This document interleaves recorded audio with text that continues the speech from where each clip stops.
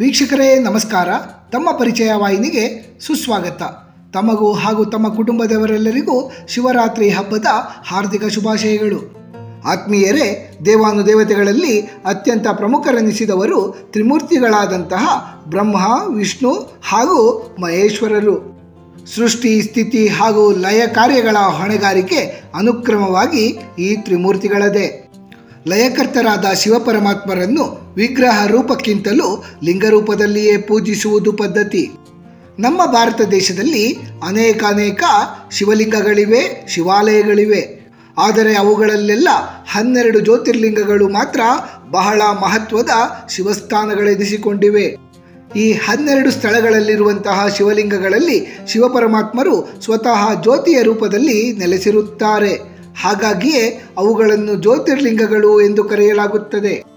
ಸಾಮಾನ್ಯವಾಗಿ ಶಿವಲಿಂಗವನ್ನು ಪ್ರತಿಷ್ಠಾಪನೆ ಮಾಡುವಾಗ ಲಿಂಗದ ಕೆಳಗೆ ಕನಕಾದಿ ವಸ್ತುಗಳನ್ನೆಲ್ಲ ಸೇರಿಸಿ ಮಂತ್ರ ಮತ್ತು ಪ್ರಾಣ ಪ್ರತಿಷ್ಠಾಪನೆಗಳ ಮೂಲಕ ತೇಜಸ್ಸನ್ನು ಆಹ್ವಾನಿಸಲಾಗುತ್ತದೆ. ಆದರೆ ಈ ಜ್ಯೋತಿರ್ಲಿಂಗಗಳಲ್ಲಿ ಶಿವಪರಮಾತ್ಮರೇ ತೇಜಸ್ಸಿನ ರೂಪದಲ್ಲಿ ನೆಲೆಸಿದ್ದಾರೆ. ಇದೇ ಕಾರಣಕ್ಕಾಗಿ ಜ್ಯೋತಿರ್ಲಿಂಗಗಳಿಂದ ನಿರಂತರವಾಗಿ ಜ್ಯೋತಿ ಹಾಗೂ ಪ್ರಚಂಡ ಶಕ್ತಿಗಳು ಹೊರಹೊಮ್ಮುತ್ತಲಿರುತ್ತವೆ. ಈ ವಿಶಿಷ್ಟವಾದ ಕಾರಣಕ್ಕಾಗಿಯೇ ಜ್ಯೋತಿರ್ಲಿಂಗ ಆಲಯಗಳಿಗೆ ಭೇಟಿಯನ್ನು ನೀಡುವ ಭಕ್ತಾದಿಗಳಿಗೆಲ್ಲ ದಿವ್ಯವಾದ ಅನುಭೂತಿ ಉಂಟಾಗುತ್ತದೆ.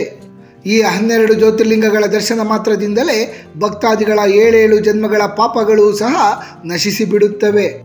ದ್ವಾದಶ ಜ್ಯೋತಿರ್ಲಿಂಗ ಅಥವಾ 12 ಜ್ಯೋತಿರ್ಲಿಂಗಗಳ ಉದ್ಭವ ಹಾಗೂ ಮಹಿಮೆಗಳ ಕುರಿತಾಗಿ ಶಿವಪುರಾಣದಲ್ಲಿ ಉಲ್ಲೇಖವಿದೆ. ಜ್ಯೋತಿರ್ಲಿಂಗಗಳು ಉಗಮಗೊಂಡಿದ್ದು ಹೇಗೆ? ಒಮ್ಮೆ ಬ್ರಹ್ಮದೇವರು ಹಾಗೂ ಮಹಾವಿಷ್ಣು ದೇವರ ನಡುವೆ ಯಾರು ಶ್ರೇಷ್ಠರು ಎಂಬ ಬಗ್ಗೆ ವಾದವಿವಾದ ಉಂಟಾಗುತ್ತದೆ. ಅವರಿಬ್ಬರ ನಡುವಿನ ಜಗಳ ಉತ್ತುಂಗಕ್ಕೇರಿದಾಗ ಶಿವಪರಮಾತ್ಮರು 3 ಲೋಕಗಳಲ್ಲಿಯೂ ವ್ಯಾಪಿಸಿರುವಂತಹ ಬೆಳಕಿನ ಅಗ್ನಿಸ್ತಂಭದ ರೂಪದಲ್ಲಿ ಅವರಿಬ್ಬರ ನಡುವೆ ಪ್ರತ್ಯಕ್ಷರಾಗುತ್ತಾರೆ. ಈ ಬೆಳಕಿನ ಸ್ತಂಭದ ಆದಿ ಅಥವಾ ಅಂತ್ಯವನ್ನು ಕಂಡುಹಿಡಿದವರೇ ಶ್ರೇಷ್ಠರು ಎಂದು ಶಿವಪರಮಾತ್ಮರು ಘೋಷಣೆಯನ್ನು ಮಾಡುತ್ತಾರೆ.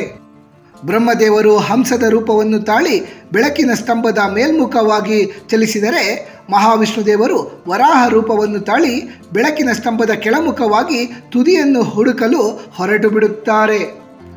ಎಷ್ಟೇ ದೂರ ಸಾಗಿದರೂ ಅವರಿಬ್ಬರಿಗೂ ಬೆಳಕಿನ ಸ್ತಂಭದ ಆದಿ ಅಥವಾ ಅಂತ್ಯವೇ ದೊರೆಯುವುದಿಲ್ಲ. ಕೊನೆಗೆ ಮಹಾವಿಷ್ಣು ದೇವರು ಹಿಂದಿರುಗಿ ಬಂದು ತಮ್ಮ ಸೋಲನ್ನು ಒಪ್ಪಿಕೊಳ್ಳುತ್ತಾರೆ. ಆದರೆ ಬ್ರಹ್ಮದೇವರಿಗೆ ಅಷ್ಟು ಸುಲಭವಾಗಿ ಸೋಲನ್ನಪ್ಪಲು ಮನಸ್ಸಾಗುವುದಿಲ್ಲ. ತಾನು ಬೆಳಕಿನ ಸ್ತಂಭದ ಆದಿಯನ್ನು ತಲುಪಿದ್ದಾಗಿಯೂ ಇದಕ್ಕೆ ಬೆಳಕಿನ ಸ್ತಂಭದ ನೆತ್ತಿಯ ಮೇಲಿದ್ದಂತಹ ಕೇದಿಗೆ ಪುಷ್ಪವೇ ಸಾಕ್ಷಿ ಎಂದು ಬ್ರಹ್ಮದೇವರು ನುಡಿಯುತ್ತಾರೆ. ಬ್ರಹ್ಮದೇವರ ಸುಳ್ಳಿನಿಂದ ಶಿವಪರಮಾತ್ಮರಿಗೆ ಕೋಪ ಬಂದು ಬಿಡುತ್ತದೆ. ಈ ಲೋಕದಲ್ಲಿ ನಿನ್ನನ್ನು ಯಾರೂ ಸಹ ಪೂಜೆ ಮಾಡದಿರಲಿ ಎಂದು ಬ್ರಹ್ಮದೇವರನ್ನು ಶಿವಪರಮಾತ್ಮರು ಶಪಿಸಿಬಿಡುತ್ತಾರೆ. ನಂತರ ಶಿವಪೂಜೆ ಮಾಡುವ ಸಮಯದಲ್ಲಿ ಕೇದಿಗೆ ಹೂವನ್ನು ಬಳಕೆ ಮಾಡದಿರಲಿ ಎಂದು ಸುಳ್ಳು ಸಾಕ್ಷಿ ನುಡಿದಂತಹ ಕೇದಿಗೆ ಹೂವನ್ನು ಸಹ ಶಿವಪರಮಾತ್ಮರು ಶಪಿಸಿಬಿಡುತ್ತಾರೆ. ಶಿವಪರಮಾತ್ಮರ ಈ ಬೆಳಕಿನ ಸ್ತಂಭದ ಪ್ರಖರ ಜ್ಯೋತಿ ಬಿದ್ದ ಸ್ಥಳಗಳಲ್ಲಿ ಸ್ಥಾಪನೆಗೊಂಡ ಶಿವಲಿಂಗಗಳೇ ಜ್ಯೋತಿರ್ಲಿಂಗಗಳು. ಪ್ರತ್ಯಕ್ಷವಾಗಿ ಹೋಗಿ ದರ್ಶಿಸಲು ಸಾಧ್ಯವಿಲ್ಲದಿದ್ದಲ್ಲಿ ಜ್ಯೋತಿರ್ಲಿಂಗಗಳಿರುವ ಕ್ಷೇತ್ರಗಳ ಮಹಿಮೆಯನ್ನು ಕೇಳಿದರೂ ಸಾಕು, ಭಕ್ತರ ಸಕಲ ಪಾಪಗಳು ಸಹ ಪರಿಹಾರವಾಗುತ್ತವೆ. ನಮ್ಮ ಪ್ರಾಚೀನ ಗ್ರಂಥಗಳು ಉಲ್ಲೇಖಿಸಿರುವ ನಮ್ಮ ಅಖಂಡ ಭಾರತದಲ್ಲಿರುವ 12 ಜ್ಯೋತಿರ್ಲಿಂಗಗಳ ಬಗ್ಗೆ ಒಂದೊಂದಾಗಿ ತಿಳಿದುಕೊಳ್ಳುತ್ತಾ ಹೋಗೋಣ. ಸೋಮನಾಥ ಜ್ಯೋತಿರ್ಲಿಂಗ, ಗುಜರಾತ್ ರಾಜ್ಯ. ದ್ವಾದಶ ಜ್ಯೋತಿರ್ಲಿಂಗಗಳಲ್ಲಿ ಪ್ರಪ್ರಥಮ ಜ್ಯೋತಿರ್ಲಿಂಗವೇ ಗುಜರಾತ್ ರಾಜ್ಯದ ಕಾತೆವಾಡ ಜಿಲ್ಲೆಯ ದಕ್ಷಿಣ ತುದಿಯಲ್ಲಿರುವಂತಹ ಅರಬ್ಬಿ ಸಮುದ್ರದ ತೀರದಲ್ಲಿರುವ ಸೋಮನಾಥ ಜ್ಯೋತಿರ್ಲಿಂಗ. ಇದನ್ನು ಪ್ರಭಾಸ ಕ್ಷೇತ್ರ ಎಂದು ಕರೆಯಲಾಗುತ್ತದೆ. ಸೋಮ ಎಂದರೆ ಚಂದ್ರ, ನಾಥ ಎಂದರೆ ಒಡೆಯ ಎಂದರ್ಥ, ಅಂದರೆ ಈಶ್ವರ ದೇವರು. ಶಿವಪುರಾಣದ ಪ್ರಕಾರ ಚಂದ್ರನು ದಕ್ಷ ಪ್ರಜಾಪತಿಯ 27 ಜನ ಹೆಣ್ಣು ಮಕ್ಕಳನ್ನು ಮದುವೆಯಾಗಿರುತ್ತಾನೆ. ಆದರೆ ಅವರಲ್ಲಿ ರೋಹಿಣಿಯ ಕಡೆಗೆ ಮಾತ್ರ ಹೆಚ್ಚು ಒಲವನ್ನು ತೋರಿಸಿ ಇತರ ಹೆಂಡತಿಯರನ್ನು ಆತ ನಿರ್ಲಕ್ಷ್ಯ ಮಾಡುತ್ತಿರುತ್ತಾನೆ. ಇದರಿಂದ ಕೋಪಗೊಂಡ ದಕ್ಷನು ಚಂದ್ರನಿಗೆ ಕಾಂತಿಯನ್ನು ಕಳೆದುಕೊಳ್ಳುವಂತೆ ಶಪಿಸಿಬಿಡುತ್ತಾನೆ. ಕಳಾಹಿದನಾಗಿ ದುಃಖತಪ್ತನಾದ ಚಂದ್ರ ಬ್ರಹ್ಮದೇವರ ಸಲಹೆಯ ಮೇರೆಗೆ ಪ್ರಭಾಸ ಕ್ಷೇತ್ರಕ್ಕೆ ಆಗಮಿಸಿ ಶಿವಲಿಂಗವನ್ನು ಪ್ರತಿಷ್ಠಾಪನೆ ಮಾಡಿ ಪೂಜಿಸುತ್ತಾನೆ. ಚಂದ್ರದೇವನ ಪ್ರಾರ್ಥನೆಗೆ ಮೆಚ್ಚಿದ ಶಿವದೇವರು ಚಂದ್ರನ ಶಾಪದ ಪರಿಣಾಮವನ್ನು ತಗ್ಗಿಸುತ್ತಾರೆ. ಪ್ರತಿ ತಿಂಗಳು 15 ದಿನಗಳ ಕಾಲ ಚಂದ್ರ ತನ್ನ ಕಾಂತಿಯನ್ನು ಮರಳಿ ಪಡೆಯುವಂತೆ ಶಿವದೇವರು ಆಶೀರ್ವದಿಸುತ್ತಾರೆ. ಚಂದ್ರದೇವನೇ ಸ್ಥಾಪಿಸಿ ಪೂಜಿಸಿದ ಶಿವಲಿಂಗವನ್ನು ಸೋಮನಾಥ ಎಂದು ಕರೆದು ಪೂಜಿಸಲಾಗುತ್ತದೆ. ಶಾಪ ವಿಮೋಚನೆ ಹೊಂದಿದ ಚಂದ್ರದೇವನು ಶಿವಪರಮಾತ್ಮರಿಗೆ ತನ್ನ ಕೃತಜ್ಞತೆಯನ್ನು ಅರ್ಪಿಸಲು ಈ ಸ್ಥಳದಲ್ಲಿ ಬಂಗಾರದ ದೇಗುಲವನ್ನು ನಿರ್ಮಿಸಿದ್ದನಂತೆ. ನಂತರದ ಯುಗಗಳಲ್ಲಿ ಸೂರ್ಯದೇವ ಬೆಳ್ಳಿಯಿಂದಲೂ ಹಾಗೂ ಶ್ರೀಕೃಷ್ಣ ಪರಮಾತ್ಮರು ಶ್ರೀಗಂಧದಿಂದಲೂ ಇಲ್ಲಿ ದೇಗುಲವನ್ನು ನಿರ್ಮಿಸಿದ್ದರಂತೆ. ಕುತೂಹಲದ ಸಂಗತಿ ಎಂದರೆ ಚಂದ್ರದೇವ ಸ್ಥಾಪಿಸಿದ್ದ ಮೂಲ ಶಿವಲಿಂಗ ಗಾಳಿಯಲ್ಲಿ ಯಾವುದೇ ಆಧಾರವಿಲ್ಲದೆ ತೇಲುತ್ತಿತ್ತಂತೆ. ಗುಜರಾತಿನ ಸೋಮನಾಥ ಜ್ಯೋತಿರ್ಲಿಂಗ ದೇಗುಲಕ್ಕೆ ಇರುವಷ್ಟು ದೊಡ್ಡ ಮತ್ತು ರೋಚಕ ಇತಿಹಾಸ ಪ್ರಾಯಶಃ ನಮ್ಮ ದೇಶದಲ್ಲಿ ಬೇರೆ ಯಾವ ದೇಗುಲಕ್ಕೂ ಇಲ್ಲ. ಸರಿಸುಮಾರು 16 ಬಾರಿ ಈ ದೇಗುಲ ಅನ್ಯ ಧರ್ಮೀಯರ ದಾಳಿಗೆ ಒಳಗಾಗಿ ಮತ್ತೆ ಅದೇ ಪ್ರದೇಶದಲ್ಲಿ ಪುನರ್ ನಿರ್ಮಾಣಗೊಂಡು ಗಟ್ಟಿಯಾಗಿ ನಿಂತಿದೆ. ಇದೇ ಗುಜರಾತ್ನ ಸೋಮನಾಥ ಜ್ಯೋತಿರ್ಲಿಂಗದ ಹಿರಿಮೆ. ಪ್ರಸ್ತುತ ನಾವು ಕಾಣಬಹುದಾದಂತಹ ದೇಗುಲವನ್ನು 1951ನೇ ಇಸವಿಯಲ್ಲಿ ನಿರ್ಮಾಣ ಮಾಡಲಾಗಿದೆ. ಆಂಧ್ರ ಪ್ರದೇಶದಲ್ಲಿರುವ ಶ್ರೀಶೈಲದ ಮಲ್ಲಿಕಾರ್ಜುನ ದೇವಸ್ಥಾನ 12 ಜ್ಯೋತಿರ್ಲಿಂಗಗಳಲ್ಲಿಯೇ 2ನೆಯ ಜ್ಯೋತಿರ್ಲಿಂಗ ಆಂಧ್ರ ಪ್ರದೇಶದ ಕರ್ನೂಲಿನ ನಲ್ಲಮಲ್ಲ ಅರಣ್ಯ ಪ್ರದೇಶದಲ್ಲಿ ಕೃಷ್ಣಾ ನದಿಯ ತೀರದಲ್ಲಿರುವ ಪರ್ವತದ ತುದಿಯಲ್ಲಿ ನೆಲೆಸಿದೆ. ಅದುವೇ ಶ್ರೀ ಭ್ರಮರಾಂಬ ಸಮೇತ ಮಲ್ಲಿಕಾರ್ಜುನ ದೇವಸ್ಥಾನ. ಈ ಆಲಯವನ್ನು ದಕ್ಷಿಣ ಕಾಶಿ ಎಂದು ಕರೆಯಲಾಗುತ್ತದೆ. ಅಂದರೆ ಉತ್ತರದಲ್ಲಿರುವ ಕಾಶಿ ಅಥವಾ ವಾರಣಾಸಿ ಕ್ಷೇತ್ರದಂತೆಯೇ ದಕ್ಷಿಣದಲ್ಲಿ ಶ್ರೀಶೈಲ ಯಾತ್ರೆ ಮೋಕ್ಷದಾಯಕವೆನಿಸಿಕೊಳ್ಳುತ್ತದೆ. ಶ್ರೀಶೈಲದ ಮಲ್ಲಿಕಾರ್ಜುನ ಜ್ಯೋತಿರ್ಲಿಂಗದ ಬಗ್ಗೆ ಕುತೂಹಲಕಾರಿ ಕಥೆಯೊಂದಿದೆ. ಒಮ್ಮೆ ಶಿವಪಾರ್ವತಿಯರ ಪುತ್ರರಾದ ಗಣಪತಿ ಹಾಗೂ ಸುಬ್ರಹ್ಮಣ್ಯರ ನಡುವೆ ಯಾರಿಗೆ ಮೊದಲು ವಿವಾಹ ನಡೆಯಬೇಕೆಂಬ ವಿಚಾರದಲ್ಲಿ ವಾಗ್ವಾದ ಉಂಟಾಯಿತಂತೆ. ಆಗ ಶಿವಪಾರ್ವತಿಯರು ಈ ಲೋಕವನ್ನು ಯಾರು ಮೊದಲು ಸುತ್ತಿ ಬರುವರೋ ಅವರಿಗೆ ಮೊದಲು ವಿವಾಹ ಮಾಡಲಾಗುವುದು ಎಂದು ಸವಾಲನ್ನು ಹಾಕುತ್ತಾರೆ. ತಕ್ಷಣವೇ ಕುಮಾರಸ್ವಾಮಿಯು ಮಯೂರ ವಾಹನವನ್ನೇರಿ ಭೂಪ್ರದಕ್ಷಿಣೆಗೆ ಹೊರಟು ಬಿಡುತ್ತಾರೆ. ಚಾಣಕ್ಯರಾದ ವಿಘ್ನೇಶ್ವರರು ತಮ್ಮ ಮೂಷಿಕ ವಾಹನದಿಂದ ಭೂಪ್ರದಕ್ಷಿಣೆ ಮಾಡುವುದು ಅಸಾಧ್ಯವೆಂದು ತಿಳಿದು ತಮ್ಮ ಮಾತಾ ಪಿತೃಗಳ ಸುತ್ತಲೇ 3 ಪ್ರದಕ್ಷಿಣೆಗಳನ್ನು ಹಾಕಿ ತಂದೆ ತಾಯಿಯರ ಪ್ರದಕ್ಷಿಣೆ ಮಾಡುವುದು ಭೂಪ್ರದಕ್ಷಿಣೆ ಮಾಡುವುದಕ್ಕೆ ಸಮ ಎಂದು ಸಾರಿ ತಿಳಿಸುತ್ತಾರೆ. ಸಂತೃಪ್ತರಾದ ಶಿವಪಾರ್ವತಿಯರು ಮುಕ್ಕೋಟಿ ದೇವಾನುದೇವತೆಗಳ ಸಮಕ್ಷಮದಲ್ಲಿ ಬುದ್ಧಿ ಹಾಗೂ ಸಿದ್ಧಿದೇವಿಯರೊಂದಿಗೆ ಗಣೇಶರ ಮದುವೆಯನ್ನು ನೆರವೇರಿಸುತ್ತಾರೆ. ಭೂಪ್ರದಕ್ಷಿಣೆಯನ್ನು ಮುಗಿಸಿ ಕೈಲಾಸಕ್ಕೆ ಮರಳಿ ಬಂದ ಕುಮಾರಸ್ವಾಮಿ ಈ ವಿಷಯವನ್ನು ತಿಳಿದು ಕೋಪಗೊಂಡು ಕೈಲಾಸ ಪರ್ವತದಿಂದ ಹೊರಟು ದಕ್ಷಿಣ ಭಾರತದಲ್ಲಿರುವ ಕ್ರೌಂಚ ಪರ್ವತದಲ್ಲಿ ಧ್ಯಾನಾಸ್ಥರಾಗಿ ಕುಳಿತು ಬಿಡುತ್ತಾರೆ.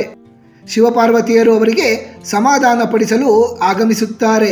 ಆದರೆ ಸಮಾಧಾನಗೊಳ್ಳದ ಕುಮಾರಸ್ವಾಮಿ ಅಲ್ಲಿನಿಂದ ಮತ್ತೊಂದು ಸ್ಥಳಕ್ಕೆ ತೆರಳುತ್ತಾರೆ. ಕುಮಾರಸ್ವಾಮಿಯನ್ನು ಸಮಾಧಾನ ಪಡಿಸಲು ಬಂದಿದ್ದ ಶಿವಪಾರ್ವತಿಯರು ಆ ಸ್ಥಳದ ಪ್ರಕೃತಿ ಸೊಬಗಿಗೆ ಬೆರಗಾಗಿ ಜ್ಯೋತಿ ಸ್ವರೂಪರಾಗಿ ಈ ಕ್ರೌಂಚ ಪರ್ವತದಲ್ಲಿಯೇ ನೆಲೆಸಿಬಿಡುತ್ತಾರೆ.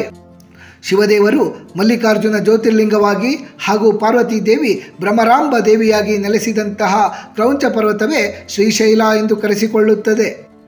ಕನ್ನಡ ನಾಡಿನ ಶಿವಭಕ್ತೆ ಶರಣೆಯೂ ಆಗಿದ್ದ ಅಕ್ಕ ಮಹಾದೇವಿಯು ಸರ್ವಸಂಗ ಪರಿತ್ಯಾಗಿಗಳಾಗಿ ಮಲ್ಲಿಕಾರ್ಜುನ ಸ್ವಾಮಿಯನ್ನು ಅರಸುತ್ತಾ ಶ್ರೀಶೈಲಕ್ಕೆ ಆಗಮಿಸಿ ಇಲ್ಲಿರುವಂತಹ ಕದಳಿ ವನದಲ್ಲಿ ಶಿವಪರಮಾತ್ಮರಲ್ಲಿ ಐಕ್ಯರಾದರಂತೆ. ಮಹಾಕಾಳೇಶ್ವರ ಜ್ಯೋತಿರ್ಲಿಂಗ ಉಜ್ಜಯಿನಿ. 3ನೆಯ ಜ್ಯೋತಿರ್ಲಿಂಗ ಮಧ್ಯಪ್ರದೇಶದ ಉಜ್ಜಯಿನಿಯಲ್ಲಿದೆ. ಪುಣ್ಯಪ್ರದ ಕ್ಷಿಪ್ರಾ ನದಿ ತೀರದಲ್ಲಿರುವ ಉಜ್ಜಯಿನಿ ಒಂದು ಪುರಾತನವಾದ ನಗರ. ಭಾರತದ ಸಪ್ತಮೋಕ್ಷ ಕ್ಷೇತ್ರಗಳಲ್ಲಿ ಉಜ್ಜಯಿನಿಯೂ ಸಹ ಒಂದು. ಪ್ರಾಚೀನ ಕಾಲದಲ್ಲಿ ಉಜ್ಜಯಿನಿಯನ್ನು ಅವಂತಿಕಾಪುರಿ ಎನ್ನಲಾಗುತ್ತಿತ್ತು. ಇಲ್ಲಿ ನೆಲೆಸಿರುವಂತಹ ಜ್ಯೋತಿರ್ಲಿಂಗ ಮಹಾಕಾಳೇಶ್ವರ ಎಂದು ಕರೆಸಿಕೊಳ್ಳುತ್ತದೆ. ಇದೇ ನಗರದಲ್ಲಿ ಶ್ರೀಕೃಷ್ಣ ಪರಮಾತ್ಮರು ತಮ್ಮ ಸಹೋದರ ಬಲರಾಮರು ಹಾಗೂ ಸುಧಾಮರೊಂದಿಗೆ ಸಾಂದೀಪನಿ ಮುನಿಗಳ ಆಶ್ರಮದಲ್ಲಿ ವಿದ್ಯಾಭ್ಯಾಸವನ್ನು ಮಾಡಿದ್ದರಂತೆ. ಕವಿರತ್ನ ಕಾಳಿದಾಸರು ಸಹ ಇದೇ ನಗರವಾಸಿಯಾಗಿದ್ದರು. ಅಲ್ಲದೆ ಉಜ್ಜಯಿನಿ ರಾಜ ವಿಕ್ರಮಾದಿತ್ಯರ ಸ್ಥಳ. ಆತ ಬೇತಾಳವನ್ನು ವಶಪಡಿಸಿಕೊಂಡಿದ್ದು ಇದೇ ಸ್ಥಳದಲ್ಲಿಯೇ. ವಿಶೇಷವೆಂದರೆ ಮಹಾಕಾಳೇಶ್ವರ ಶಿವಲಿಂಗ ಉದ್ಭವಲಿಂಗವಾಗಿದ್ದು ದಕ್ಷಿಣಾಭಿಮುಖವಾಗಿದೆ. ಸ್ಥಳ ಪುರಾಣದ ಪ್ರಕಾರ ದೂಷಣ ಎಂಬ ರಕ್ಕಸ ಬ್ರಹ್ಮದೇವರ ಕುರಿತು ತಪಸ್ಸನ್ನು ಆಚರಿಸಿ ಬ್ರಹ್ಮದೇವರು ಪ್ರತ್ಯಕ್ಷರಾದ ನಂತರ ಅಮರನಾಗುವ ವರವನ್ನು ಬೇಡಿಕೊಳ್ಳುತ್ತಾನೆ. ಆದರೆ ಅಮರತ್ವದ ವರವನ್ನು ನೀಡುವುದು ಸಾಧ್ಯವಿಲ್ಲವಾದ್ದರಿಂದ ದೂಷಣನು ಯಾವುದೊಬ್ಬ ಶಿವಭಕ್ತನನ್ನು ಹಿಂಸಿಸಿದರೆ ಮಾತ್ರ ಆತನು ಭಸ್ಮವಾಗಿ ಬಿಡುತ್ತಾನೆ ಎಂದು ಬ್ರಹ್ಮದೇವರು ವರವನ್ನು ನೀಡುತ್ತಾರೆ. ಹೀಗೆ ವರವನ್ನು ಪಡೆದ ದೂಷಣನು ಆವಂತಿಕಾಪುರದಲ್ಲಿದ್ದಂತಹ ಪ್ರಜೆಗಳನ್ನೆಲ್ಲ ಹಿಂಸಿಸತೊಡಗುತ್ತಾನೆ. ಅದೇ ಸಮಯದಲ್ಲಿ ಶ್ರೀಕರ ಎಂಬ ಮಹಾಶಿವಭಕ್ತ ಬಾಲಕನೊಬ್ಬ ಶಿವಲಿಂಗದ ಮುಂದೆ ಕುಳಿತು ಪೂಜೆಯನ್ನು ಮಾಡುತ್ತಿರುತ್ತಾನೆ. ದೂಷಣ ಶ್ರೀಕರ ಪೂಜೆ ಮಾಡುತ್ತಿರುವ ಸ್ಥಳಕ್ಕೆ ಆಗಮಿಸಿ ಆತನಿಗೆ ಪೂಜೆಯನ್ನು ನಿಲ್ಲಿಸಲು ತಿಳಿಸುತ್ತಾನೆ. ಆದರೆ ಶಿವಪೂಜೆಯಲ್ಲಿ ತಲ್ಲೀನನಾಗಿದ್ದ ಶ್ರೀಕರ ದೂಷಣನ ಮಾತನ್ನು ಕೇಳಿಸಿಕೊಳ್ಳುವುದಿಲ್ಲ. ಇದರಿಂದ ಕೋಪಗೊಂಡ ದೂಷಣ ತನ್ನ ಗದೆಯನ್ನು ಶಿವಲಿಂಗದ ಮೇಲೆ ಪ್ರಹಾರ ಮಾಡುತ್ತಾನೆ. ತಕ್ಷಣವೇ ಶಿವಲಿಂಗದಿಂದ ಅಗ್ನಿ ಹೊರಬಂದು ದೂಷಣನನ್ನು ಸುಟ್ಟು ಬೂದಿ ಮಾಡಿಬಿಡುತ್ತದೆ. ನಂತರ ಶಿವಪರಮಾತ್ಮರು ಪ್ರತ್ಯಕ್ಷರಾಗಿ ದೂಷಣನ ಭಸ್ಮವನ್ನೇ ತಮ್ಮ ಶರೀರಕ್ಕೆಲ್ಲ ಲೇಪಿಸಿಕೊಳ್ಳುತ್ತಾರೆ. ಶ್ರೀಕರನ ಭಕ್ತಿಗೆ ಮೆಚ್ಚಿ ಅಲ್ಲಿಯೇ ಮಹಾಕಾಲರಾಗಿ ಶಿವದೇವರು ನೆಲೆಸಿಬಿಡುತ್ತಾರೆ. ಇದೇ ಕಾರಣಕ್ಕಾಗಿಯೇ ಬೇರೆ ಯಾವ ಶಿವ ದೇವಾಲಯಗಳಲ್ಲಿಯೂ ಮಾಡಲಾಗದಂತಹ ಭಸ್ಮದ ಆರತಿ ಉಜ್ಜಯಿನಿಯ ಮಹಾಕಾಲೇಶ್ವರರಿಗೆ ಮಾಡಲಾಗುತ್ತದೆ.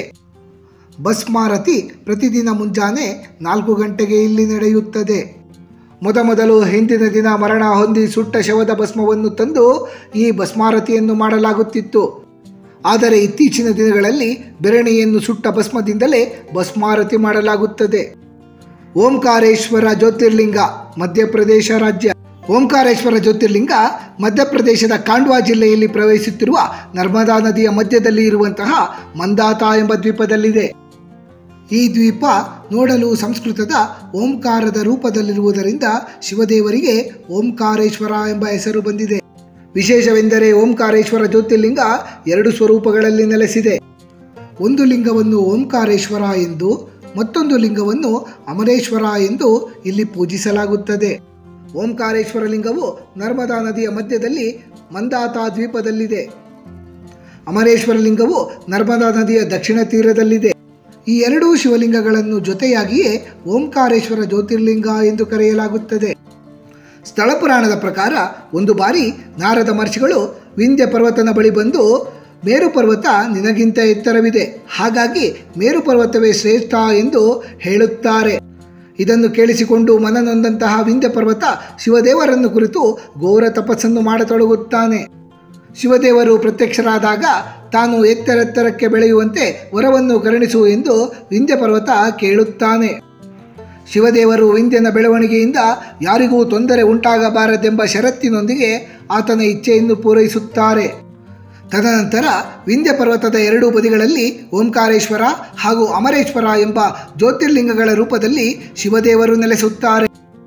ಕಾಲಾನಂತರ ಶಿವದೇವರ ಷರತ್ತನ್ನು ಮರೆತ ವಿಂಧ್ಯ ಆಕಾಶದೆತ್ತರಕ್ಕೆ ಬೆಳೆದು ಬಿಡುತ್ತಾನೆ. ಇದರಿಂದ ಸೂರ್ಯಚಂದ್ರರಿಗೂ ಸಂಚಾರಕ್ಕೆ ಅಡ್ಡಿಯಾಗುತ್ತದೆ. ಆ ಸಮಯದಲ್ಲಿ ದಕ್ಷಿಣದ ಕಡೆಗೆ ಹೊರಟಿದ್ದ ಅಗಸ್ತ್ಯರು ವಿಂಧ್ಯನ ಸಮೀಪಕ್ಕೆ ಬರುತ್ತಾರೆ.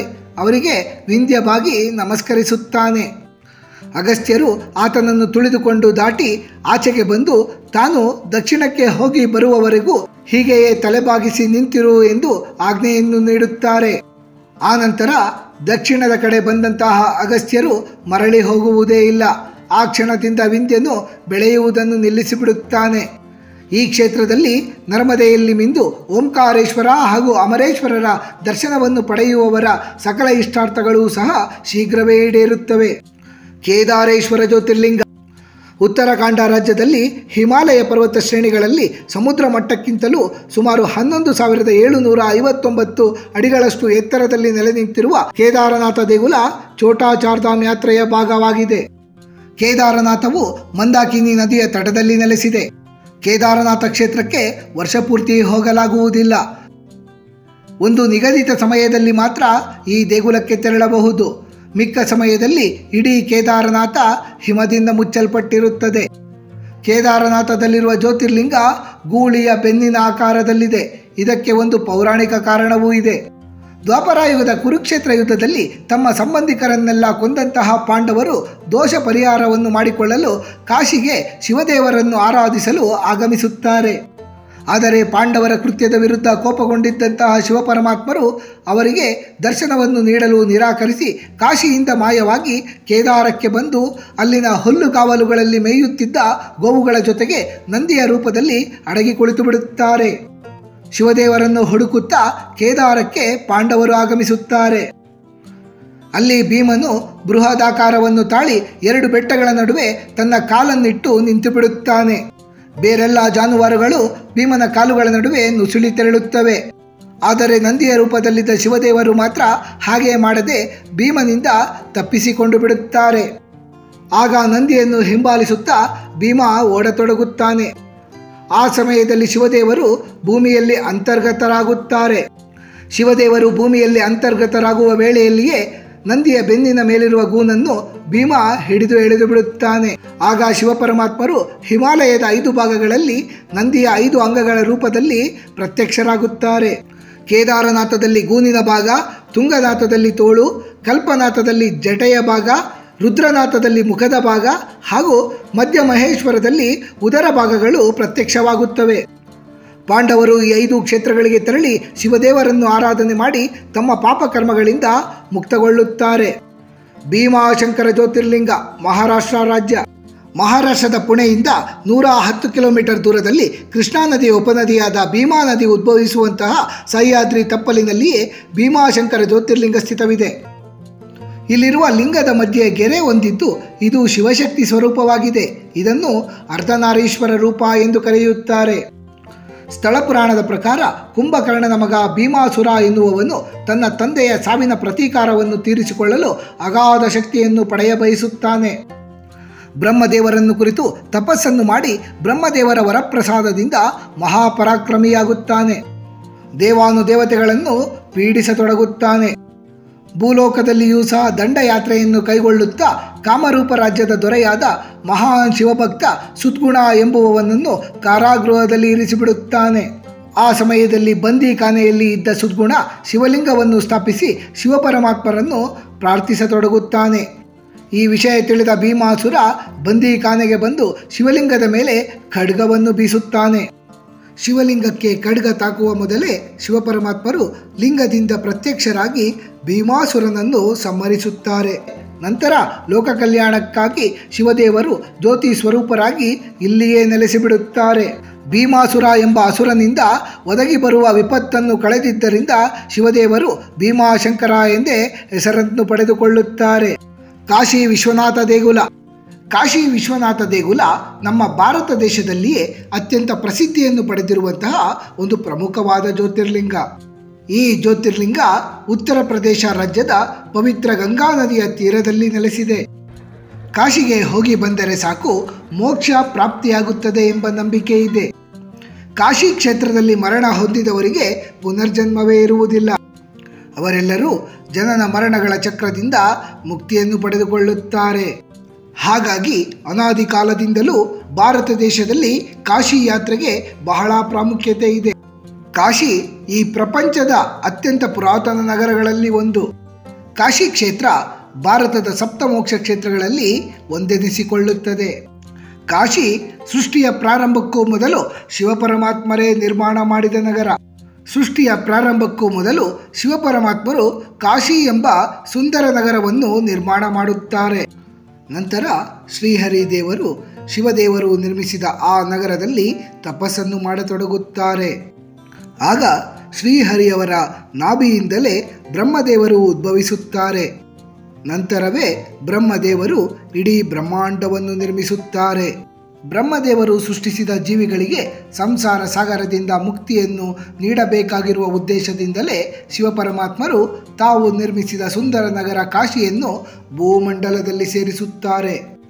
ತದನಂತರ ಮಹಾವಿಷ್ಣು ಹಾಗೂ ಬ್ರಹ್ಮದೇವರ ಪ್ರಾರ್ಥನೆಯನ್ನು ಮನ್ನಿಸಿ ಕಾಶಿ ಕ್ಷೇತ್ರದಲ್ಲಿಯೇ ವಿಶ್ವೇಶ್ವರರು ಜ್ಯೋತಿರ್ಲಿಂಗವಾಗಿ ಉಗಮಿಸುತ್ತಾರೆ. ಕಾಶಿಯಲ್ಲಿ ವಿಶ್ವೇಶ್ವರ ಜ್ಯೋತಿರ್ಲಿಂಗಕ್ಕೆ ಸ್ವತಃ ಭಕ್ತಾದಿಗಳೇ ಗಂಗಾ ಜಲದಿಂದ ಅಭಿಷೇಕವನ್ನು ಮಾಡಬಹುದು. ಕಾಶಿಯಲ್ಲಿ ಗಂಗಾ ನದಿಗೆ ಹಲವಾರು ಘಾಟ್ಗಳಿವೆ. ಇವುಗಳಲ್ಲಿ ಹರಿಶ್ಚಂದ್ರ ಘಾಟ್ ಅತ್ಯಂತ ಪ್ರಸಿದ್ಧವಾಗಿದ್ದು ಪೌರಾಣಿಕ ಮಹತ್ವವನ್ನು ಹೊಂದಿದೆ. ಇಲ್ಲಿ ಮೃತದೇಹಗಳನ್ನು ಸರತಿ ಸಾಲಿನಲ್ಲಿ ಸುಡಲಾಗುತ್ತದೆ. ಹಿಂದೆ ಸತ್ಯ ಹರಿಶ್ಚಂದ್ರರು ಇದೇ ಹರಿಶ್ಚಂದ್ರ ಘಾಟ್ನಲ್ಲಿಯೇ ಕಾವಲನ್ನು ಕಾಯುತ್ತಿದ್ದರಂತೆ. ತ್ರಯಂಬಕೇಶ್ವರ ಜ್ಯೋತಿರ್ಲಿಂಗ. ಮಹಾರಾಷ್ಟ್ರದ ನಾಸಿಕ ನಗರದಿಂದ ಸುಮಾರು 28 ಕಿಲೋಮೀಟರ್ ದೂರದಲ್ಲಿ ಗೋದಾವರಿ ನದಿಯ ಉಗಮ ಸ್ಥಾನದ ಬಳಿಯೇ ತ್ರಯಂಬಕೇಶ್ವರ ಜ್ಯೋತಿರ್ಲಿಂಗ ಸ್ಥಿತವಿದೆ. ಸಾಮಾನ್ಯವಾಗಿ ಭಾರತದ ಎಲ್ಲ ಜ್ಯೋತಿರ್ಲಿಂಗಗಳು ಶಿವಪ್ರಧಾನವಾಗಿರುತ್ತವೆ. ಆದರೆ ತ್ರಯಂಬಕೇಶ್ವರರ ವೈಶಿಷ್ಟ್ಯತೆ ಎಂದರೆ ಇಲ್ಲಿನ ಜ್ಯೋತಿರ್ಲಿಂಗ 3 ಮುಖಗಳನ್ನು ಹೊಂದಿದೆ. ಈ ಮುಖಗಳು ಬ್ರಹ್ಮ, ವಿಷ್ಣು ಹಾಗೂ ಮಹೇಶ್ವರರ ಪ್ರತೀಕವಾಗಿವೆ. ಇದೇ ಕಾರಣಕ್ಕಾಗಿ ಶಿವಲಿಂಗಕ್ಕೆ ತ್ರಯಂಬಕೇಶ್ವರ ಎಂಬ ಹೆಸರು ಬಂದಿದೆ. ತ್ರಯಂಬಕೇಶ್ವರದಲ್ಲಿ ಕುಶಾವರ್ತಿ ಎಂಬ ಪವಿತ್ರ ಕಲ್ಯಾಣಿ ಇದೆ. ಬ್ರಹ್ಮಗಿರಿ ಬೆಟ್ಟದ ಸಾಲಿನಲ್ಲಿ ಉದ್ಭವಿಸುವ ಗೋದಾವರಿ ನದಿ ಈ ಕುಂಡಕ್ಕೆ ಹರಿದು ಬರುತ್ತದೆ. ಹಾಗಾಗಿಯೇ ಈ ಕಲ್ಯಾಣಿಯಲ್ಲಿ ಶ್ರದ್ಧಾಳುಗಳು ಪವಿತ್ರ ಸ್ನಾನವನ್ನು ಕೈಗೊಂಡು ಅನಂತರ ತ್ರಯಂಬಕೇಶ್ವರರ ದರ್ಶನವನ್ನು ಪಡೆದು ಪುನೀತರಾಗುತ್ತಾರೆ. ಸ್ಥಳ ಪುರಾಣದ ಪ್ರಕಾರ ಗೌತಮ ಮುನಿಗಳು ಪ್ರಸ್ತುತ ತ್ರಯಂಬಕೇಶ್ವರ ದೇಗುಲದ ಪಕ್ಕ ಸ್ಥಿತವಿರುವ ಬ್ರಹ್ಮಗಿರಿ ಬೆಟ್ಟದ ತಪ್ಪಲಿನಲ್ಲಿ ಪತ್ನಿ ಅಹಲ್ಯೆಯೊಂದಿಗೆ ಆಶ್ರಮವನ್ನು ಕಟ್ಟಿಕೊಂಡು ವಾಸವಿರುತ್ತಾರೆ. ಒಂದು ಬಾರಿ ಈ ಪ್ರದೇಶಕ್ಕೆ ಮಳೆ ಇಲ್ಲದೆಯೇ ಭೀಕರ ಬರಗಾಲ ಎದುರಾಗುತ್ತದೆ. ಪ್ರಾಣಿ ಪಕ್ಷಿಗಳಿಗೆಲ್ಲ ಕುಡಿಯಲು ನೀರಿಲ್ಲದ ಪರಿಸ್ಥಿತಿ ಬಂದೊದಗುತ್ತದೆ. ಈ ಭೀಕರ ಪರಿಸ್ಥಿತಿಯನ್ನು ನೋಡಿ ಮನನೊಂದಂತಹ ಗೌತಮ ಋಷಿಗಳು ವರುಣದೇವನನ್ನು ಕುರಿತು ತಪಸ್ಸನ್ನಾಚರಿಸುತ್ತಾರೆ. ಅವರ ತಪಸ್ಸಿಗೆ ಮೆಚ್ಚಿದ ವರುಣದೇವ ಅವರ ಆಶ್ರಮದ ಬಳಿ ಒಂದು ಹಳ್ಳವನ್ನು ತೋಡುವಂತೆ ಆದೇಶಿಸುತ್ತಾನೆ. ಗೌತಮ ಮುನಿಗಳು ಆ ಹಳ್ಳವನ್ನು ತೋಡಿದಾಗ ವರುಣನು ಆ ಹಳ್ಳದಲ್ಲಿ ಎಷ್ಟು ಬಳಸಿದರೂ ಖಾಲಿಯಾಗದಂತಹ ಅಕ್ಷಯ ತೀರ್ಥವನ್ನು ತುಂಬಿಬಿಡುತ್ತಾನೆ. ಆ ಅಕ್ಷಯ ತೀರ್ಥವನ್ನು ಬಳಸಿಕೊಂಡು ಗೌತಮ ಋಷಿಗಳು ಬೆಳೆಯನ್ನು ಬೆಳೆದು ಸುತ್ತಮುತ್ತಲಿನ ಪ್ರಾಣಿ ಪಕ್ಷಿಗಳ ಹಾಗೂ ಮನುಷ್ಯರ ಹಸಿವು ಹಾಗೂ ದಾಹವನ್ನು ತೀರಿಸುತ್ತಾರೆ. ಗೌತಮ ಮಹರ್ಷಿಗಳು ತಂದ ಅಕ್ಷಯ ತೀರ್ಥದಿಂದ ಅವರ ಖ್ಯಾತಿ ಉತ್ತುಂಗಕ್ಕೇರುತ್ತದೆ. ಇದನ್ನು ಆಶ್ರಮದಲ್ಲಿದ್ದಂತಹ ಅನೇಕ ಋಷಿಮುನಿಗಳಿಗೆ ಸಹಿಸಿಕೊಳ್ಳಲು ಆಗುವುದಿಲ್ಲ. ಅವರು ತಮ್ಮ ಮಂತ್ರಶಕ್ತಿಯಿಂದ ಗೋವೊಂದನ್ನು ಸೃಷ್ಟಿಸುತ್ತಾರೆ. ಆ ಗೋವು ಗೌತಮ ಮಹರ್ಷಿಗಳ ಆಶ್ರಮಕ್ಕೆ ನುಗ್ಗಿ ಅಲ್ಲಿಯ ಬೆಳೆಯನ್ನೆಲ್ಲ ತಿನ್ನಲು ಪ್ರಾರಂಭಿಸುತ್ತದೆ. ಇದನ್ನು ಗಮನಿಸಿದ ಗೌತಮ ಮಹರ್ಷಿಗಳು ಗೋವನ್ನು ಓಡಿಸಲು ಒಂದು ದರ್ಬೆಯನ್ನು ತೆಗೆದುಕೊಂಡು ಅದನ್ನು ಅದರತ್ತ ಎಸೆಯುತ್ತಾರೆ. ತಕ್ಷಣವೇ ಆ ಗೋವು ಮೃತಪಡುತ್ತದೆ. ಇದೇ ಸಮಯಕ್ಕಾಗಿ ಕಾಯುತ್ತಿದ್ದ ಇತರ ಋಷಿಮುನಿಗಳು ಗೌತಮ ಮಹರ್ಷಿಗಳಿಗೆ ಗೋಹತ್ಯಾ ದೋಷ ಉಂಟಾಯಿತೆಂದು ಶಿವದೇವರನ್ನು ಕುರಿತು ತಪಸ್ಸನ್ನು ಆಚರಿಸಿ ಗಂಗೆಯನ್ನು ಇಲ್ಲಿಗೆ ಕರೆತಂದು ಆ ಪವಿತ್ರ ಜಲದಲ್ಲಿ ಅಭ್ಯಂಜನವನ್ನು ಮಾಡಿದರೆ ಮಾತ್ರ ಗೌತಮ ಮಹರ್ಷಿಗಳಿಗೆ ಗೋಹತ್ಯಾ ದೋಷದಿಂದ ಪರಿಹಾರ ಉಂಟಾಗುತ್ತದೆ ಎಂದು ತಿಳಿಸುತ್ತಾರೆ. ಋಷಿಮುನಿಗಳ ಸೂಚನೆಯ ಅನುಸಾರವಾಗಿ ಗೌತಮ ಮಹರ್ಷಿಗಳು ಬ್ರಹ್ಮಗಿರಿಯ ತಪ್ಪಲಿನಲ್ಲಿ ಶಿವದೇವರನ್ನು ಕುರಿತು 1000 ವರ್ಷಗಳ ಕಾಲ ಘೋರ ತಪಸ್ಸನ್ನು ಆಚರಿಸುತ್ತಾರೆ. ಗೌತಮ ಮಹರ್ಷಿಗಳ ತಪಸ್ಸಿಗೆ ಮೆಚ್ಚಿದ ಶಿವಪರಮಾತ್ಮರು ತಮ್ಮ ಜಟೆಯಲ್ಲಿ ಇದ್ದಂತಹ ಗಂಗೆಯನ್ನೇ ಈ ಸ್ಥಳದಲ್ಲಿ ಹರಿಸಿದರಂತೆ. ಗಂಗೆಯೇ ಗೌತಮಿ ನದಿ ಅಥವಾ ಗೋದಾವರಿ ನದಿಯಾಗಿ ಈ ಪ್ರದೇಶದಲ್ಲಿ ಪ್ರವಹಿಸುತ್ತಾಳೆ. ಗಂಗೆ ಅವತರಿಸಿದ ನಂತರವೇ ಶಿವಪರಮಾತ್ಮರು ಗೋದಾವರಿ ನದಿಯ ತೀರದಲ್ಲಿ ತ್ರಯಂಬಕೇಶ್ವರ ಜ್ಯೋತಿರ್ಲಿಂಗವಾಗಿ ಉದ್ಭವಿಸಿದ್ದಾರಂತೆ. ವೈದ್ಯನಾಥೇಶ್ವರ ಜ್ಯೋತಿರ್ಲಿಂಗ. ವೈದ್ಯನಾಥೇಶ್ವರ ಜ್ಯೋತಿರ್ಲಿಂಗವು ಜಾರ್ಖಂಡ್ ರಾಜ್ಯದ ದಿಯೋಗರ್ ಎಂಬಲ್ಲಿದೆ. ಈ ದೇಗುಲ ಚಿತಾಭೂಮಿಯ ಮೇಲೆ ನಿರ್ಮಾಣಗೊಂಡಿದೆ ಎಂದು ಹೇಳಲಾಗುತ್ತದೆ. ಈ ವೈದ್ಯನಾಥೇಶ್ವರ ಜ್ಯೋತಿರ್ಲಿಂಗವನ್ನು ರಾವಣನು ಕೈಲಾಸದಿಂದ ತಂದನೆಂದು ಉಲ್ಲೇಖಿಸಲಾಗುತ್ತದೆ. ವೈದ್ಯನಾಥೇಶ್ವರ ಜ್ಯೋತಿರ್ಲಿಂಗದ ಪುರಾಣ ನಮ್ಮ ಗೋಕರ್ಣ ಕ್ಷೇತ್ರದ ಸ್ಥಳ ಪುರಾಣದಂತೆಯೇ ಇದೆ. ರಾವಣನು ಶಿವದೇವರನ್ನು ಕುರಿತು ಘೋರ ತಪಸ್ಸನ್ನಾಚರಿಸಿ ಶಿವದೇವರಿಂದ ಶಿವದೇವರ ಪ್ರತೀಕವಾದ ಆತ್ಮಲಿಂಗವನ್ನು ಪಡೆದುಕೊಳ್ಳುತ್ತಾನೆ. ಆ ಲಿಂಗವನ್ನು ಲಂಕೆಗೆ ತೆಗೆದುಕೊಂಡು ತೆರಳುವ ಸಮಯದಲ್ಲಿ ಎಲ್ಲಿಯಾದರೂ ಲಿಂಗವನ್ನು ಕೆಳಗೆ ಇಟ್ಟರೆ ಲಿಂಗ ಅಲ್ಲಿಯೇ ಪ್ರತಿಷ್ಠಾಪಿತಗೊಳ್ಳುತ್ತದೆ ಎಂದು ಶಿವಪರಮಾತ್ಮರು ಎಚ್ಚರಿಕೆಯನ್ನು ನೀಡಿರುತ್ತಾರೆ. ರಾವಣ ಏನಾದರೂ ಈ ಶಿವಲಿಂಗವನ್ನು ಲಂಕೆಯಲ್ಲಿ ಪ್ರತಿಷ್ಠಾಪಿಸಿ ಪೂಜಿಸಿದರೆ ಅವನು ಅಗಾಧ ಶಕ್ತಿಯನ್ನು ಪಡೆದುಕೊಂಡು ತಮ್ಮ ಪದವಿಗೆ ಚ್ಯುತಿ ಬರುತ್ತದೆ ಎಂದು ದೇವಾನುದೇವತೆಗಳು ಚಿಂತಿಸತೊಡಗುತ್ತಾರೆ. ಅವರೆಲ್ಲರೂ ರಾವಣನ ಪ್ರಯತ್ನ ಫಲಿಸದೇ ಇರಲಿ ಎಂದು ಒಂದು ತಂತ್ರವನ್ನು ಮಾಡುತ್ತಾರೆ. ಆಗ ಇದ್ದಕ್ಕಿದ್ದಂತೆಯೇ ಮೋಡ ಕವಿದು ಕತ್ತಲಾಗುತ್ತದೆ. ಆಗ ಸಂಜೆಯ ಸಮಯವಾದ್ದರಿಂದ ರಾವಣ ಸಂಧ್ಯಾವಂದನೆಯನ್ನು ಮಾಡಬೇಕೆಂದು ಯೋಚಿಸುತ್ತಾನೆ. ಆತನಿಗೆ ಆಗ ಗಣಪತಿ ಗೋವುಗಳನ್ನು ಕಾಯುತ್ತಿದ್ದ ಬಾಲಕನ ವೇಷದಲ್ಲಿ ಕಾಣಿಸುತ್ತಾರೆ. ಶಿವಲಿಂಗವನ್ನು ಕೆಳಗೆ ಇಡಬಾರದು ಎಂದು ಗೊತ್ತಿದ್ದರಿಂದಲೇ ರಾವಣನು ಬಾಲಕನಿಗೆ ಲಿಂಗವನ್ನು ನೀಡಿ ತಾನು ಸಂಧ್ಯಾವಂದನೆಯನ್ನು ಮುಗಿಸಿ ಬರುವವರೆಗೂ ಸಹ ಶಿವಲಿಂಗವನ್ನು ಭೂಮಿಯ ಮೇಲೆ ಇರಿಸಬಾರದು ಎಂಬ ಎಚ್ಚರಿಕೆಯನ್ನು ನೀಡಿ ತೆರಳುತ್ತಾನೆ. ಆದರೆ ಬಾಲಕನ ರೂಪದಲ್ಲಿದ್ದ ಗಣೇಶ ದೇವರು ಲಿಂಗದ ಭಾರವನ್ನು ಹೊರಲಾರದೆಯೇ ನೆಲದ ಮೇಲಿಟ್ಟು ಬಿಡುತ್ತಾರೆ. ಸಂಧ್ಯಾವಂದನೆ ಮುಗಿಸಿ ಬಂದ ರಾವಣ ತನ್ನ ಶಕ್ತಿಯನ್ನೆಲ್ಲ ಉಪಯೋಗಿಸಿ ಶಿವಲಿಂಗವನ್ನು ಮತ್ತೆ ಮೇಲೆತ್ತಲು ಪ್ರಯತ್ನಿಸುತ್ತಾನೆ. ಆದರೆ ಆ ಶಿವಲಿಂಗ ಒಂದು ಚೂರೂ ಸಹ ಕದಲುವುದಿಲ್ಲ. ಆ ಪ್ರಯತ್ನದಲ್ಲಿ ರಾವಣನ ಶರೀರದಲ್ಲೆಲ್ಲ ಗಾಯಗಳಾಗುತ್ತವೆ. ಆಗ ಅಲ್ಲೊಂದು ಅಶರೀರವಾಣಿ ಮೊಳಗುತ್ತದೆ. ಈ ಲಿಂಗವನ್ನು ಇಲ್ಲಿನಿಂದ ನೀನು ಕದಲಿಸಲಾಗುವುದಿಲ್ಲ. ಹಾಗಾಗಿ ಲಿಂಗವನ್ನು ಇಲ್ಲಿಯೇ ಪೂಜಿಸಿ ನಿನ್ನ ಗಾಯಗಳಿಂದ ಮುಕ್ತಿಯನ್ನು ಪಡೆದುಕೋ ಎಂದು ಅಶರೀರವಾಣಿ ಸೂಚಿಸುತ್ತದೆ. ಅದೇ ರೀತಿ ರಾವಣನು ಶಿವಲಿಂಗವನ್ನು ಅಲ್ಲಿಯೇ ಪೂಜಿಸಿ ತನ್ನ ಗಾಯಗಳಿಂದ ಮುಕ್ತಿಯನ್ನು ಪಡೆದುಕೊಳ್ಳುತ್ತಾನೆ. ರಾವಣನ ಗಾಯಗಳನ್ನೆಲ್ಲ ಹೋಗಲಾಡಿಸಿ ಅವನನ್ನು ಆರೋಗ್ಯವಂತನನ್ನಾಗಿ ಮಾಡಿದ ಕಾರಣದಿಂದ ಈ ಜ್ಯೋತಿರ್ಲಿಂಗಕ್ಕೆ ವೈದ್ಯನಾಥೇಶ್ವರ ಎಂಬ ಹೆಸರು ಬಂದಿದೆ. ಶ್ರೀ ವೈದ್ಯನಾಥೇಶ್ವರ ಜ್ಯೋತಿರ್ಲಿಂಗವನ್ನು ಪೂಜಿಸುವವರು ಸಕಲ ವ್ಯಾಧಿಗಳಿಂದಲೂ ಮುಕ್ತಿಯನ್ನು ಪಡೆದುಕೊಳ್ಳಬಹುದು.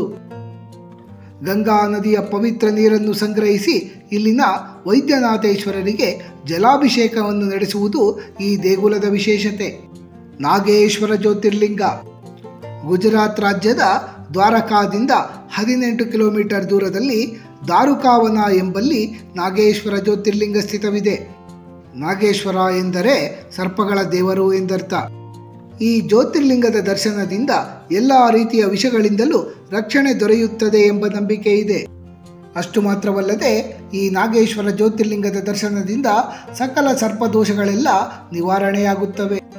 ಶ್ರೀಕೃಷ್ಣ ಪರಮಾತ್ಮರು ಮತ್ತು ಬಲರಾಮರು ದ್ವಾರಕೆಯಲ್ಲಿ ನವರಾಜಧಾನಿಯನ್ನು ನಿರ್ಮಾಣ ಮಾಡುವ ಮೊದಲು ನಾಗೇಶ್ವರ ಮಹಾದೇವರನ್ನು ಪ್ರಾರ್ಥನೆ ಮಾಡಿದ್ದರಂತೆ.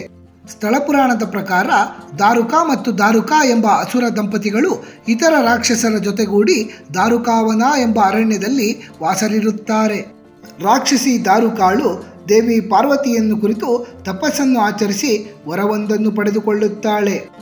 ಆ ವರದ ಪರಿಣಾಮವಾಗಿ ಆಕೆ ದಾರುಕಾವನವನ್ನು ಎಲ್ಲಿಗೆ ಬೇಕಾದರೂ ಹೊತ್ತುಕೊಂಡು ತೆರಳಬಹುದಾಗಿರುತ್ತದೆ. ಇದರಿಂದ ದಾರುಕಾವನವನ್ನು ಗಾಳಿಯಲ್ಲಿ ಹಾರಿಸುತ್ತಲೇ ಆ ರಕ್ಕಸ ದಂಪತಿಗಳು ಹಲವು ಪ್ರದೇಶಗಳಿಗೆ ಹೊತ್ತೊಯ್ಯುತ್ತಿರುತ್ತಾರೆ. ಹೋದ ಕಡೆಯೆಲ್ಲ ಜನರನ್ನು ಪೀಡಿಸುತ್ತಿರುತ್ತಾರೆ.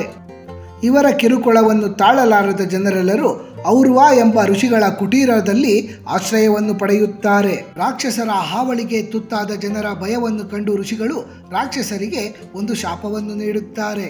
ರಾಕ್ಷಸರೇನಾದರೂ ಭೂಮಿಯ ಮೇಲಿರುವ ಜನರಿಗೆ ತೊಂದರೆಯನ್ನು ನೀಡಿದರೆ ಮರುಕ್ಷಣವೇ ಅವರು ಮರಣ ಹೊಂದುತ್ತಾರೆ ಎಂದು ಋಷಿಗಳು ಶಾಪ ನೀಡುತ್ತಾರೆ. ಈ ವಿಷಯ ತಿಳಿದು ಭಯಗೊಂಡ ಆ ರಾಕ್ಷಸ ದಂಪತಿಗಳು ದಾರುಕಾವನವನ್ನು ಸಮುದ್ರದ ಮಧ್ಯೆ ಇರಿಸುತ್ತಾರೆ. ಋಷಿಯ ಶಾಪಕ್ಕೆ ಹೆದರಿ ರಾಕ್ಷಸರು ಭೂಮಿಯ ಮೇಲಿನ ಜನರಿಗೆ ತೊಂದರೆಯನ್ನು ಕೊಡುವುದಿಲ್ಲ. ಆದರೆ ಸಮುದ್ರದಲ್ಲಿ ಸಾಗುತ್ತಿರುವ ಹಡಗುಗಳನ್ನೆಲ್ಲ ವಶಪಡಿಸಿಕೊಂಡು ಅದರಲ್ಲಿರುವಂತಹ ವಸ್ತುಗಳನ್ನೆಲ್ಲ ದೋಚಿಕೊಂಡು ಜನರನ್ನು ಕೊಲ್ಲಲು ಆರಂಭಿಸುತ್ತಾರೆ. ಹೀಗೆ ಒಮ್ಮೆ ಅವರು ಒಂದು ಹಡಗಿನ ಮೇಲೆ ದಾಳಿಯನ್ನು ಮಾಡಿ ಅದರಲ್ಲಿರುವ ಪ್ರಜೆಗಳನ್ನೆಲ್ಲ ಸೆರೆಯಾಳುಗಳಾಗಿ ಮಾಡಿಕೊಳ್ಳುತ್ತಾರೆ. ಅವರಲ್ಲಿ ಸುಪ್ರಿಯ ಎಂಬ ಮಹಾನ್ ಶಿವಭಕ್ತನಿರುತ್ತಾನೆ. ಸೆರೆಮನೆಯಲ್ಲಿಯೇ ಒಂದು ಶಿವಲಿಂಗವನ್ನು ತಯಾರು ಮಾಡಿ ಪೂಜಿಸತೊಡಗುತ್ತಾನೆ. ಆತ ಸೆರೆಮನೆಯಲ್ಲಿ ಇರುವವರಿಗೆಲ್ಲ ಶಿವಪೂಜೆ ಮಾಡುವಂತೆ ಹೇಳಿಕೊಟ್ಟಿರುತ್ತಾನೆ. ಇದರಿಂದ ಕೋಪಗೊಂಡ ರಕ್ಕಸರು ಸುಪ್ರಿಯನನ್ನು ಸಾಯಿಸುವುದಕ್ಕೆ ಆಗಮಿಸುತ್ತಾರೆ. ಸುಪ್ರಿಯನು ಶಿವದೇವರನ್ನು ಕುರಿತು ಧ್ಯಾನಿಸುತ್ತಿರುತ್ತಾನೆ. ಶಿವದೇವರು ತಮ್ಮ ಪರಮ ಭಕ್ತನಾದ ಸುಪ್ರಿಯನಿಗೆ ಪಾಶುಪತಾಸ್ತ್ರವನ್ನು ನೀಡಿ ಆ ರಕ್ಕಸರನ್ನು ಸಂಹರಿಸಲು ಸೂಚಿಸುತ್ತಾರೆ. ರಾಕ್ಷಸರ ಸಂಹಾರದ ನಂತರ ಶಿವಪರಮಾತ್ಮರು ಸುಪ್ರಿಯನ ಕೋರಿಕೆಯ ಮೇರೆಗೆ ನಾಗೇಶ್ವರನೆಂಬ ಜ್ಯೋತಿರ್ಲಿಂಗದ ರೂಪದಲ್ಲಿ ದಾರುಕಾವನದಲ್ಲಿ ನೆಲೆಸುತ್ತಾರೆ. ರಾಮೇಶ್ವರ ಜ್ಯೋತಿರ್ಲಿಂಗ ತಮಿಳುನಾಡಿನ ರಾಮೇಶ್ವರಂನಲ್ಲಿರುವ ರಾಮನಾಥ ಸ್ವಾಮಿ ದೇವಸ್ಥಾನ ಭಾರತದ ಚಾರ್ಧಾಮ್ ಕ್ಷೇತ್ರಗಳಲ್ಲಿ ಪ್ರಮುಖದ್ದೆನಿಸಿಕೊಳ್ಳುತ್ತದೆ. ಇಲ್ಲಿರುವ ರಾಮನಾಥ ಸ್ವಾಮಿ ಜ್ಯೋತಿರ್ಲಿಂಗ ಮಹಾವಿಷ್ಣುವಿನ 7ನೆಯ ಅವತಾರವಾದ ಪ್ರಭು ಶ್ರೀರಾಮಚಂದ್ರರು ಸ್ಥಾಪಿಸಿರುವಂತಹ ಜ್ಯೋತಿರ್ಲಿಂಗವಾಗಿದೆ. ರಾಮಾಯಣದ ಪ್ರಕಾರ ಪ್ರಭು ಶ್ರೀರಾಮಚಂದ್ರರು ರಾವಣನನ್ನು ಸಂಹರಿಸಿದ ನಂತರ ಲಕ್ಷ್ಮಣ, ಸೀತೆ ಹಾಗೂ ಆಂಜನೇಯರೊಂದಿಗೆ ರಾಮೇಶ್ವರಕ್ಕೆ ಆಗಮಿಸುತ್ತಾರೆ. ರಾವಣನ ಹತ್ಯೆಯಿಂದ ಬಂದೊದಗಿದ್ದಂತಹ ಬ್ರಹ್ಮಹತ್ಯಾ ದೋಷದ ಪರಿಹಾರಕ್ಕಾಗಿ ಸಾಗರ ತೀರದಲ್ಲಿ ಶಿವಲಿಂಗವನ್ನು ಸ್ಥಾಪಿಸುವಂತೆ ಅಗಸ್ತ್ಯರು ಪ್ರಭು ಶ್ರೀರಾಮಚಂದ್ರರಿಗೆ ಸೂಚನೆ ನೀಡಿರುತ್ತಾರೆ. ಶಿವದೇವರ ದಿವ್ಯಲಿಂಗವನ್ನು ತರಲು ಪ್ರಭು ಶ್ರೀರಾಮಚಂದ್ರರು ಆಂಜನೇಯನನ್ನು ಕೈಲಾಸಕ್ಕೆ ಕಳುಹಿಸಿಕೊಡುತ್ತಾರೆ. ಆದರೆ ಮುಹೂರ್ತದ ಸಮಯಕ್ಕೆ ಸರಿಯಾಗಿ ಆಂಜನೇಯ ಸ್ವಾಮಿಗೆ ಲಿಂಗದೊಂದಿಗೆ ಆಗಮಿಸಲು ಆಗುವುದಿಲ್ಲ. ಆಗ ಸೀತಾದೇವಿಯೇ ಮರಳಿನಿಂದ ಒಂದು ಲಿಂಗವನ್ನು ತಯಾರು ಮಾಡುತ್ತಾರೆ. ನಂತರ ಪ್ರಭು ಶ್ರೀರಾಮಚಂದ್ರರು ಅದೇ ಲಿಂಗವನ್ನು ಸ್ಥಾಪಿಸುತ್ತಾರೆ. ಅದೇ ರಾಮನಾಥ ಸ್ವಾಮಿ ಜ್ಯೋತಿರ್ಲಿಂಗ. ಆಂಜನೇಯ ಸ್ವಾಮಿ ಲಿಂಗದೊಂದಿಗೆ ಮರಳಿ ಬಂದಾಗ ಅದಾಗಲೇ ಪ್ರಭು ಶ್ರೀರಾಮಚಂದ್ರರು ಲಿಂಗವನ್ನು ಸ್ಥಾಪಿಸಿರುವುದು ಕಂಡುಬರುತ್ತದೆ. ಇದರಿಂದ ಅವರಿಗೆ ಬಹಳ ದುಃಖವಾಗುತ್ತದೆ. ಆಗ ಪ್ರಭು ಶ್ರೀರಾಮಚಂದ್ರರು ತಾವು ಸ್ಥಾಪಿಸಿದ ಲಿಂಗದ ಸಮೀಪವೇ ಆಂಜನೇಯ ಸ್ವಾಮಿ ತಂದ ಲಿಂಗವನ್ನು ಸ್ಥಾಪಿಸುವಂತೆ ತಿಳಿಸುತ್ತಾರೆ. ಆಂಜನೇಯ ಸ್ವಾಮಿ ಸ್ಥಾಪಿಸಿದ ಲಿಂಗದ ದರ್ಶನವನ್ನು ಪಡೆಯದಿದ್ದಲ್ಲಿ ಭಕ್ತಾದಿಗಳಿಗೆ ರಾಮೇಶ್ವರದ ದರ್ಶನ ಫಲ ದೊರೆಯುವುದಿಲ್ಲ ಎಂದು ಹರಸುತ್ತಾರೆ. ಕಾಶಿಯ ಗಂಗಾಜಲದಿಂದ ರಾಮೇಶ್ವರಂನ ರಾಮನಾಥ ಸ್ವಾಮಿಗೆ ಅಭಿಷೇಕವನ್ನು ಮಾಡಿದ ನಂತರವೇ ಕಾಶಿ ಕ್ಷೇತ್ರದ ತೀರ್ಥಯಾತ್ರೆ ಪರಿಪೂರ್ಣಗೊಳ್ಳುತ್ತದೆ. ಮಹಾವಿಷ್ಣುವಿನ 7ನೆಯ ಅವತಾರವಾದ ಪ್ರಭು ಶ್ರೀರಾಮಚಂದ್ರರೇ ರಾಮನಾಥ ಸ್ವಾಮಿ ಜ್ಯೋತಿರ್ಲಿಂಗವನ್ನು ಸ್ಥಾಪನೆ ಮಾಡಿರುವುದರಿಂದ ಈ ಕ್ಷೇತ್ರ ಶೈವ ಕ್ಷೇತ್ರವಾಗಿದ್ದರೂ ವೈಷ್ಣವರಿಗೂ ಸಹ ಪೂಜ್ಯನೀಯವಾಗಿದೆ. ಈ ಲಿಂಗ ಪ್ರಭು ಶ್ರೀರಾಮಚಂದ್ರರಿಂದ ಪ್ರತಿಷ್ಠಾಪಿತಗೊಂಡಿರುವುದರಿಂದ ಲಿಂಗಕ್ಕೆ ರಾಮೇಶ್ವರ ಎಂದು ಕರೆಯಲಾಗುತ್ತದೆ. ಗೃಷ್ಣೇಶ್ವರ ದೇವಸ್ಥಾನ ಮಹಾರಾಷ್ಟ್ರದ ಔರಂಗಾಬಾದ್ನಿಂದ 30 ಕಿಲೋಮೀಟರ್ ಹಾಗೂ ಎಲ್ಲೋರಾದ ಗುಹೆಗಳಿಂದ ಅರ್ಧ ಕಿಲೋಮೀಟರ್ ದೂರದಲ್ಲಿ ಗೃಷ್ಣೇಶ್ವರ ಜ್ಯೋತಿರ್ಲಿಂಗ ಸ್ಥಿತವಿದೆ. ಶಿವದೇವರ 12 ಜ್ಯೋತಿರ್ಲಿಂಗಗಳಲ್ಲಿ ಇದು ಕೊನೆಯ ಜ್ಯೋತಿರ್ಲಿಂಗ. ಸ್ಥಳ ಪುರಾಣದ ಪ್ರಕಾರ ದೇವಗಿರಿಯ ತಪ್ಪಲಿನಲ್ಲಿ ಸುಧರ್ಮ ಎನ್ನುವವರು ತಮ್ಮ ಪತ್ನಿ ಸುದೇಹಳೊಂದಿಗೆ ವಾಸವಿರುತ್ತಾರೆ. ಹಲವು ವರ್ಷಗಳು ಕಳೆದರೂ ಅವರಿಗೆ ಮಕ್ಕಳ ಭಾಗ್ಯ ಲಭಿಸಿರುವುದಿಲ್ಲ. ಆಗ ಸುದೇಹಳು ತಮ್ಮ ಪತಿಯ ಮನವನ್ನು ಒಲಿಸಿ ತನ್ನ ಸಹೋದರಿ ಗೃಷ್ಣೆಯೊಂದಿಗೆ ಪತಿಯ ವಿವಾಹವನ್ನು ಮಾಡಿಸುತ್ತಾಳೆ. ಗೃಷ್ಣೆಯು ಮಹಾನ್ ಶಿವಭಕ್ತೆ. ದಿನನಿತ್ಯವೂ ಮಣ್ಣಿನಿಂದ 101 ಶಿವಲಿಂಗಗಳನ್ನು ಮಾಡಿ ಪೂಜಿಸಿ ಅನಂತರ ಅವುಗಳನ್ನು ಕೊಳವೊಂದರಲ್ಲಿ ವಿಸರ್ಜಿಸುತ್ತಿರುತ್ತಾಳೆ. ಹೀಗಿರುವಾಗ ಆಕೆಗೊಂದು ಗಂಡು ಮಗು ಜನಿಸುತ್ತದೆ. ಅಕ್ಕ ತಂಗಿಯರಿಬ್ಬರು ಮಗುವಿನ ಲಾಲನೆ ಪಾಲನೆಯಲ್ಲಿ ಕಾಲವನ್ನು ಕಳೆಯುತ್ತಿರುತ್ತಾರೆ. ಆದರೆ ದಿನ ಕಳೆದಂತೆ ಸುದೇಹಳ ಮನದಲ್ಲಿ ಮತ್ಸರ ಮೊಳಕೆ ಒಡೆಯತೊಡಗುತ್ತದೆ. ಸುದೇಹಳು ಒಂದು ದಿನ ತನ್ನ ಸಹೋದರಿ ಗೃಷ್ಣೆ ಶಿವಪೂಜೆಯಲ್ಲಿ ನಿರತಳಾಗಿರುವಾಗ ಆಕೆಯ ಮಗುವನ್ನು ತುಂಡರಿಸಿ ಕೊಳದಲ್ಲಿ ಎಸೆದು ಬಿಡುತ್ತಾಳೆ. ಮಗನ ದಾರುಣ ಸಾವಿನ ಸುದ್ದಿ ಕೇಳಿದಾಗಲೂ ಸಹ ಗೃಷ್ಣೆ ವಿಚಲಿತಳಾಗುವುದಿಲ್ಲ. ಶಿವಪೂಜೆಯನ್ನು ಪೂರ್ಣಗೊಳಿಸಿಯೇ ಲಿಂಗಗಳನ್ನು ವಿಸರ್ಜಿಸಲು ಕೊಳದ ಬಳಿ ಬರುವಾಗ ಅವಳ ಭಕ್ತಿಗೆ ಮೆಚ್ಚಿದ ಶಿವಪರಮಾತ್ಮರು ಪ್ರತ್ಯಕ್ಷರಾಗಿ ಆಕೆಯ ಮಗುವನ್ನು ಮತ್ತೆ ಬದುಕಿಸಿಕೊಡುತ್ತಾರೆ. ಅಷ್ಟು ಮಾತ್ರವಲ್ಲದೆ ಬೇಕಾದ ವರವನ್ನು ಕೇಳುವಂತೆ ತಿಳಿಸುತ್ತಾರೆ. ಆಗ ಕೃಷ್ಣೆಯು ತನ್ನ ಅಕ್ಕ ತಿಳಿಯದೆ ಮಾಡಿದಂತಹ ತಪ್ಪನ್ನು ಕ್ಷಮಿಸುವಂತೆಯೂ ಮತ್ತು ಲೋಕದ ಜನರನ್ನೆಲ್ಲ ಉದ್ಧರಿಸಲು ಈ ಕ್ಷೇತ್ರದಲ್ಲಿಯೇ ನೆಲೆಸಬೇಕೆಂದು ಕೋರಿಕೊಳ್ಳುತ್ತಾಳೆ. ಕೃಷ್ಣೆಯನ್ನು ಹರಸಿದ ಶಿವಪರಮಾತ್ಮರು ಜ್ಯೋತಿ ಸ್ವರೂಪದಲ್ಲಿ ಕೃಷ್ಣೇಶ್ವರ ಜ್ಯೋತಿರ್ಲಿಂಗ ಎಂಬ ನಾಮಾಂಕಿತದಲ್ಲಿ ಇಲ್ಲಿಯೇ ನೆಲೆ ನಿಲ್ಲುತ್ತಾರೆ. ಆತ್ಮೀಯರೇ, ನಮ್ಮ ಭಾರತ ದೇಶದಲ್ಲಿರುವ 12 ಜ್ಯೋತಿರ್ಲಿಂಗಗಳು ಅಥವಾ 12 ಜ್ಯೋತಿರ್ಲಿಂಗ ಕ್ಷೇತ್ರಗಳ ಕುರಿತು ಹಲವಾರು ವಿಶೇಷ ಮಹತ್ವದ ಮಾಹಿತಿಗಳನ್ನೆಲ್ಲ ತಿಳಿದುಕೊಂಡ ನಮಗೆಲ್ಲರಿಗೂ ಆ ಭಗವಂತನ ಕೃಪಾ ಕಟಾಕ್ಷ ಸದಾಕಾಲ ಇರಲೆಂದು ಕೋರಿಕೊಳ್ಳುತ್ತಾ ಈ ವಿಶೇಷ ಸಂಚಿಕೆಯನ್ನು ಮುಗಿಸುತ್ತಲಿದ್ದೇವೆ. ವೀಕ್ಷಕರೇ, ನಿಮಗೆ ಈ ವಿಡಿಯೋ ಇಷ್ಟವಾಗಿದ್ದಲ್ಲಿ ಲೈಕ್ ಮಾಡಿ, ಶೇರ್ ಮಾಡಿ ಮತ್ತು ಸಬ್ಸ್ಕ್ರೈಬ್ ಮಾಡಿ ಹಾಗೂ ಬೆಲ್ ಬಟನ್ ಒತ್ತುವುದನ್ನು ಮರೆಯಬೇಡಿ.